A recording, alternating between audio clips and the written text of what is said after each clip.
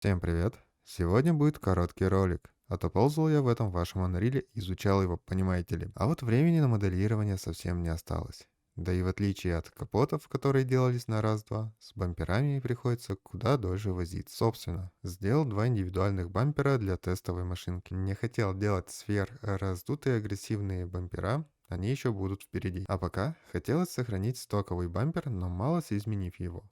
Это еще не финальный их вид, много чего надо дорабатывать, а на это уйдет много-много времени. Поэтому пока оставлю так. Так что пишите в комментах, как они вам.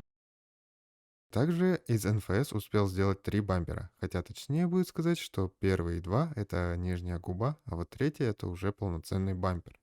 Как обычно, делал все на глаз. На этом у меня все. Всем спасибо за просмотр. Ссылочки, как обычно, в описании. И до встречи в следующем ролике.